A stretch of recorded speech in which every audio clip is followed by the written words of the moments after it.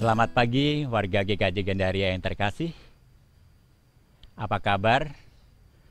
Semoga panjenengan semua dalam kondisi sehat dan kita tetap selalu menjaga kesehatan kita masing-masing. Hari ini tanggal 19 April 2020, kita akan bersama-sama beribadah di rumah kita masing-masing. Untuk itu, baiklah kita mempersiapkan diri kita masing-masing dengan sebaik mungkin, mempersiapkan segala sesuatunya, dan ibadah pada hari ini kita akan melaksanakan seperti tata ibadah yang sudah dibagikan melalui saudara-saudara semua. Ibadah hari ini akan dilayani oleh Pendeta Elizabeth Simanjuntak, dan untuk itu mari kita bersama-sama memuji dan memuliakan nama Tuhan melalui ibadah kita pada hari ini. Tuhan Yesus memberkati kita semua. Shalom, selamat pagi Bapak Ibu, Saudara-saudari dan anak-anak yang terkasih di dalam nama Tuhan Yesus Kristus. Bagaimana kabarnya Bapak Ibu? Apakah ada sukacita di antara kita Bapak Ibu? Puji Tuhan. Bapak Ibu dan saudara-saudari yang terkasih, narasi yang kita baca di dalam Yohanes 20 ayat 19 sampai 31 merupakan satu narasi yang luar biasa. Di dalam narasi tersebut kita mendapatkan kisah tentang perjumpaan Yesus yang menampakkan diri kepada para murid. Di dalam perikop yang pertama yang kita baca, Yesus menampakkan diri kepada para murid di tengah situasi yang menegangkan. Ketika para murid berkumpul di dalam rumah mengunci diri, merupakan satu gambaran konteks pada masa itu, para murid sedang berada dalam kondisi takut ditangkap oleh orang-orang Yahudi. Keterbatasan untuk keluar dari rumah, keterbatasan untuk beraktivitas, dan di tengah kondisi tersebut, Yesus hadir dan menyapa para murid. Damai sejahtera bagi kamu. Sapaan yang Yesus ungkapkan kepada para murid dinyatakan sampai 3 kali. Jikalau Bapak Ibu dan saudara-saudari mengamati di dalam narasi kita, di ayat 19, ayat 21, dan ayat yang ke-29, Yesus menyapa para murid dengan sapaan damai sejahtera bagi kamu. Dalam bahasa Yunani, kata yang digunakan adalah iren, yang memiliki arti selamat, damai.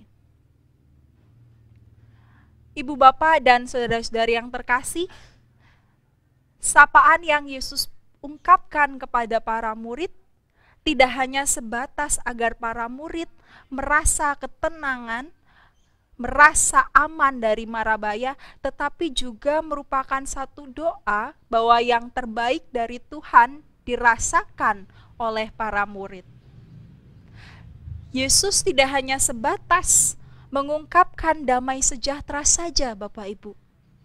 Yesus telah lebih dahulu merasakan damai sejahtera dari Allah Bapa.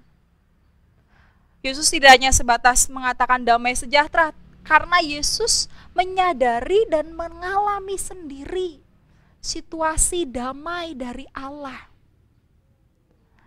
Yesus yang bangkit menunjukkan tangan dan lambung bekas luka yang ia alami. Yesus bisa berdamai dengan situasi dan kondisi yang ia rasakan. Luka yang ia rasakan karena paku di tangan, luka yang ia rasakan di lambung karena tombak, ia bisa berdamai dengan situasi tersebut dan ia bangkit dalam ketidaksempurnaannya. Sehingga Yesus menunjukkan bahwa ia bisa berdamai dengan diri sendiri. Damai sejahtera yang dari Allah Bapa ia rasakan dan ia bagikan kepada para murid. Sehingga ketika kita membaca di dalam narasi tersebut, setelah Yesus menunjukkan tanda bekas luka di tangan dan lambungnya, para murid menjadi sukacita. Perjumpaan langsung dengan Yesus dan melihat sendiri bahwa Yesus bangkit membuat para murid menjadi sukacita, merasakan damai sejahtera yang dari Allah. Ibu bapak dan saudara-saudari yang terkasih, setelah Yesus merasakan, membagikan damai sejahtera itu kepada para murid diminta untuk melanjutkannya. Kedua kali Yesus menyatakan, damai sejahtera bagi kamu. Seperti Bapa mengutus aku, demikian pula aku mengutus kamu. Setelah Yesus melihat para murid berubah, kondisi yang tidak takut lagi dan menjadi sukacita, Yesus ingin menyampaikan tugas kepada para murid untuk nyatakanlah damai sejahtera itu kepada orang lain. Bagikanlah karunia damai sejahtera itu kepada orang lain. Bapak, Ibu, dan saudara-saudari yang terkasih, tugas yang diberikan Yesus kepada para murid merupakan satu tugas yang seharusnya kita lakukan. Para murid dengan jelas kita baca di narasi berikutnya melakukan tugas pertama untuk menyatakan damai sejahtera kepada rekan kerjanya, yaitu Thomas. Karena pada waktu Yesus menampakkan diri kepada para murid, Thomas tidak berada di sana. Ketika para murid berjumpa dengan Thomas, membagikan damai sejahtera yang membawa sukacita itu, Thomas menolak. Thomas merasa tidak percaya akan apa yang dinyatakan oleh para murid. Ia ingin berjumpa langsung dengan Yesus. Damai sejahtera yang dibagikan tidak dirasakan oleh Thomas karena Thomas berfokus pada ketakutan dan situasi yang sedang ia alami. Kemudian di narasi yang kita baca, 8 hari berikutnya, Yesus hadir menampakkan diri kepada Thomas dan juga para murid. Setelah Yesus hadir dan menyapa, damai sejahtera bagi kamu, Yesus juga menunjukkan kembali tanda di tangan dan lambungnya. Yesus membagikan damai sejahtera yang ia rasakan kepada Thomas. Yesus menunjukkan bahwa Yesus mampu berdamai. Yesus mampu bangkit dalam segala situasi. Meskipun dengan luka di tangan dan lambung, tapi Yesus mampu bangkit melawan penderitaan itu. Ketika Thomas sudah berjumpa langsung, Thomas bisa merasakan damai sejahtera dari Allah Bapa di dalam Yesus Kristus. Sehingga kemudian Thomas dan para murid menjadi percaya kepada Yesus dan membagikan damai sejahtera itu kepada setiap orang. Bapak, Ibu, dan saudara-saudari yang terkasih di dalam nama Tuhan Yesus Kristus, di tengah pandemi COVID-19 ini, pemerintah telah menetapkan pembatasan sosial berskala besar.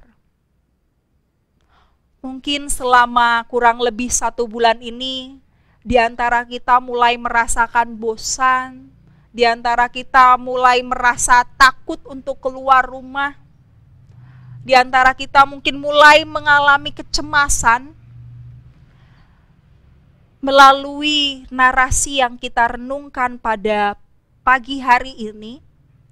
Kita bersama-sama diajak untuk kembali merenungkan bahwa masa di rumah saja bukan hanya sebatas untuk mencegah penyebaran COVID-19, tetapi juga merupakan masa bagi setiap kita menata spiritualitas kita. Di tengah pandemi COVID-19 ini, kita diminta untuk bersama-sama merenungkan sejauh mana perjumpaan kita di dalam komunikasi dengan Tuhan. Mungkin selama ini ketika kita bekerja, kita disibukkan dengan rutinitas pekerjaan, kita disibukkan dengan tugas-tugas sekolah, sehingga waktu kita untuk berkomunikasi dengan Tuhan sangat kurang. Dan di momen di rumah saja ini, kita diminta untuk bagaimana merasakan damai sejahtera dari Allah melalui sikap berdamai dengan kondisi kita. Berdamai dengan situasi yang ada. Di tengah kebosanan dan ketakutan, bagaimana kita diajak untuk merasakan damai sejahtera Tuhan. Melihat dari perspektif kebangkitan Yesus. Yesus bangkit tidak dengan kesempurnaan. Yesus yang bangkit dengan ketidaksempurnaan. Dengan luka, bekas luka di tangan dan lambungnya. Ibu bapak dan saudara-saudari yang terkasih di dalam nama Tuhan Yesus Kristus, kita diajak untuk berdamai dengan diri melalui perjumpaan langsung dengan Allah, komunikasi di dalam keheningan, agar ketika kita merasakan damai sejahtera dari Allah, kita bisa menikmati waktu di rumah saja dengan penuh sukacita. Seperti para murid yang merasakan sukacita setelah menerima damai sejahtera, kita pun diminta untuk merasakan sukacita dari waktu di rumah saja. Ibu bapak dan saudara-saudari yang terkasih di dalam Tuhan Yesus Kristus, tidak hanya sebatas untuk merasakan damai sejahtera. Narasi yang kita baca dan kita renungkan mengingatkan kita untuk tetap terus menjadi duta damai sejahtera. Bagaimana ketika kita sudah bisa berdamai dengan situasi dan kondisi, kita diminta oleh Allah, kita diutus oleh Allah untuk membagikan damai sejahtera itu. Pemahaman kita tentang damai sejahtera tidak hanya sebatas untuk membuat situasi damai di tengah konflik, tetapi bagaimana di tengah pandemi ini, damai sejahtera yang diinginkan oleh Allah agar setiap orang bisa berdamai dengan situasi dan kondisi. Kita diminta untuk membagikan damai sejahtera itu, kita diminta untuk menjadi duta damai, sehingga orang-orang yang ada di sekitar kita bisa berdamai dengan situasi kondisi saat ini. Tidak lagi terpuruk di dalam ketakutan, tidak lagi terpuruk di dalam kecemasan, tetapi bisa melihat dan menikmati waktu di rumah saja dengan penuh sukacita. Banyak hal yang dapat kita lakukan ketika di rumah saja. Ketika mungkin Bapak, Ibu, dan saudara-saudari terkasih mempunyai talenta untuk bernyanyi, bermain alat musik, kita bisa membagikannya dengan membagikan nyanyian yang indah, memberikan semangat kepada setiap orang. Atau mungkin di antara kita ada punya talenta menjahit. Mungkin ada di antara warga kita yang bisa menjahit dan kemudian menjahit masker untuk dibagikan kepada setiap orang. Atau mungkin talenta-talenta lain yang kita bisa lakukan di rumah yang kemudian kita bagikan kepada orang-orang di sekitar kita. Sehingga duta damai yang Allah inginkan untuk kita lakukan dimulai dari hal-hal sederhana. Membuat orang lain bisa memiliki perspektif kebangkitan, semangat untuk menikmati waktu di rumah saja. Biarlah semangat kebangkitan Yesus Kristus di Minggu Paskah kedua ini membuat kita semakin bisa membagikan damai sejahtera Allah, agar setiap makhluk dapat memuliakan Allah. Amin. Saat hening bagi kita sekalian. Ibu bapak dan saudari-saudari yang terkasih, setelah saat hening ini kita akan mendengarkan pujian dari Pendeta Didi yang berjudul Bagaikan Lilin.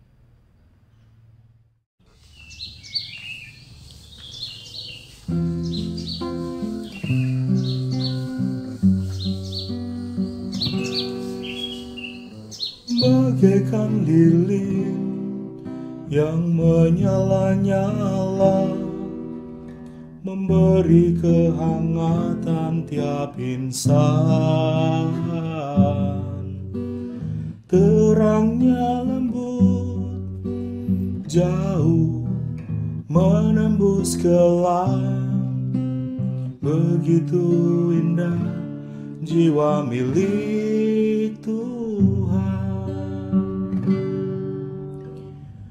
Aku pun ingin seperti Dia, jadi jalan berkat bagi kawan semua, penerang jalan gelap dan suram, memberi kehangatan api kasih-Nya.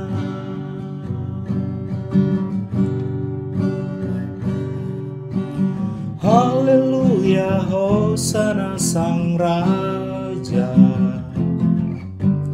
puji serta sembah selamanya. Haleluya, hosana sang Raja, segala kemuliaan baginya. Tolonglah hamba, jadikan seperti setangkai lilin bagi dunia.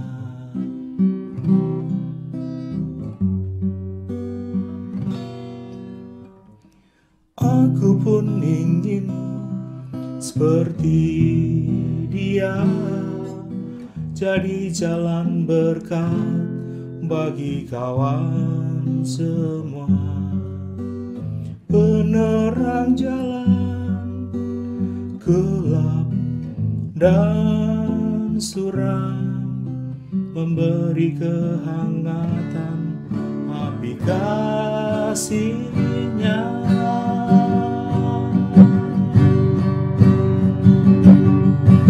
Haleluya, hosana sang Raja, puji serta sembah selamanya. Haleluya, hosana sang Raja,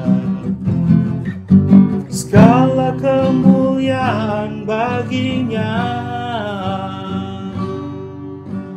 Tolonglah hamba, jadikan seperti setangkai lilin bagi dunia. Setangkai lilin bagi